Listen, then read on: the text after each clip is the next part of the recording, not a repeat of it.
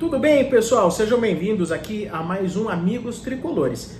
O que são os Amigos Tricolores? O que é esse quadro aqui? Pois bem, lá no meu Instagram, Sombra Tricolor, a gente sempre lança lá a caixinha de perguntas, né? As respostas vêm por aqui, de muitas perguntas, não todas, porque às vezes fica super difícil de responder tantas que chegam pra gente, mas a gente seleciona várias aí e trazemos agora aqui pra você. Você que está nos assistindo aí pelo nosso canal, não esqueça, deixa o seu like. Não está seguindo ainda, não está inscrito, inscreva-se. Vamos lá, começando, vamos trazer aqui as perguntas. O Marcos Winter, ele pergunta: quando teremos um goleiro de verdade? Olha, o negócio é o seguinte, eu creio, eu entendo que o Rafael é um goleiro de verdade, é um bom goleiro, né? Ele é um goleiro de verdade, é o melhor que nós temos depois de Rogério Ceni.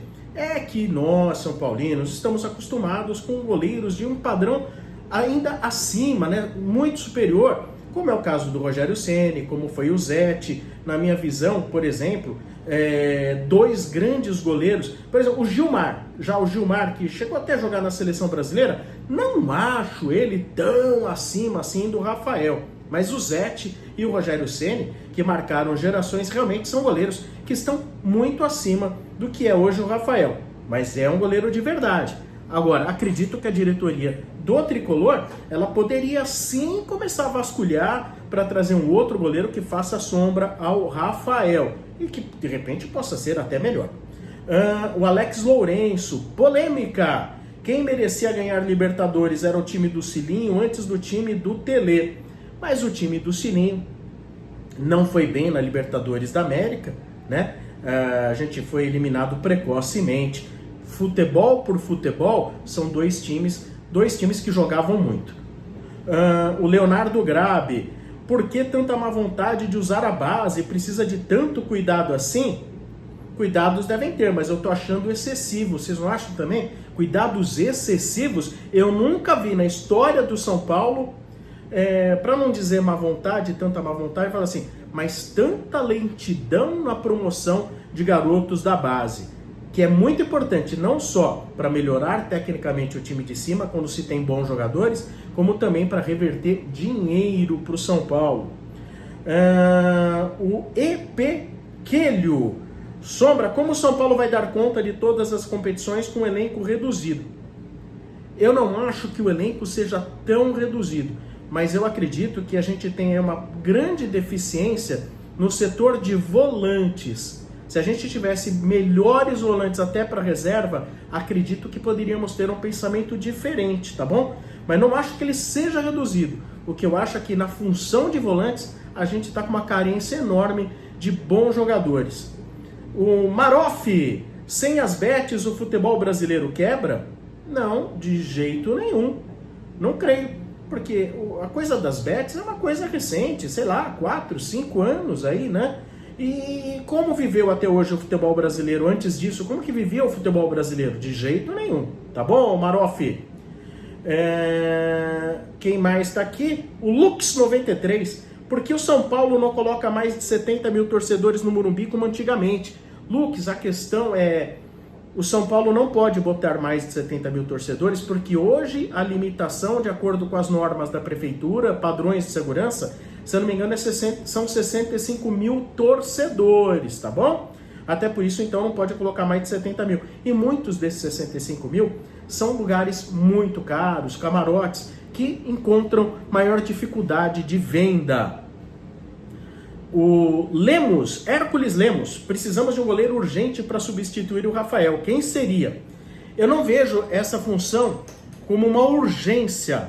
Gostaria sim de ter um goleiro bem melhor que o Rafael.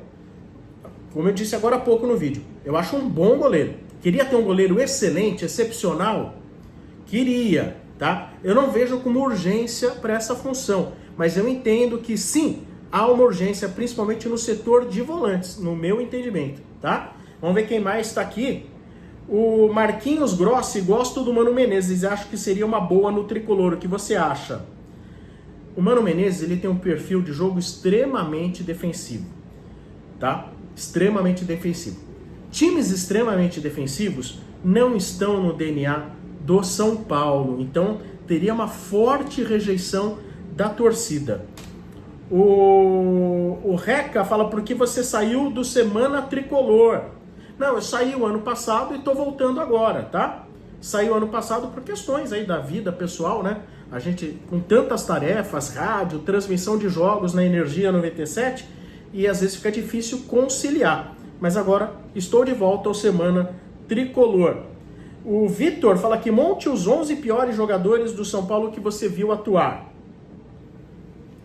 Gente do céu, os 11 piores? Vou tentar algo aí, vai, vamos lá. Não posso dizer que são os 11 piores, mas são 11 candidatos fortes. O Alencar, goleiro. Lateral direita, nossa, lateral direita ele teve muito lateral ruim. Vamos lá, Luiz Paulo ET. Na zaga, tiver um monte de zagueiro ruim, mas aquele Pedro Luiz dos anos 90 era bem ruim. Vou colocar aí também aquele Wilson. O Wilson, né? Do fim dos anos 90, começo dos anos 2000, era bem ruim também. Lateral esquerdo, a gente teve um cara, um que chamava Gualberto, muito. Aí vamos lá, volantes. Gente, olha, é difícil, hein? Vi tanto São Paulo, mas é tão difícil de chegar e falar assim agora, escalar... É que tanto jogador, os bons é mais fácil a gente lembrar do que os ruins, porque o ruim é uma quantidade enorme. Volantes, teve aquele Carabali lá que era terrível também, né? Meias, vamos lá, como meias ruins do São Paulo. Teve um moço que veio do 15 de Piracicaba nos anos 80, chamado Pianelli. Ele podia ter... Não, Tangerina, anos 80, era bem ruim. O Pianelli também, fraquíssimo. Olha, a gente tem um meia aí que veio do Rio Branco de Americana nos anos 90, que era o Sandoval. É muito abaixo do nível do São Paulo, né? Vamos para atacantes. Se eu falar Sandro Hiroshi é sacanagem também, né? Mas fica aí o Sandro Hiroshi, vai. Atacante, centroavante. Centroavantes ruins que nós tivemos.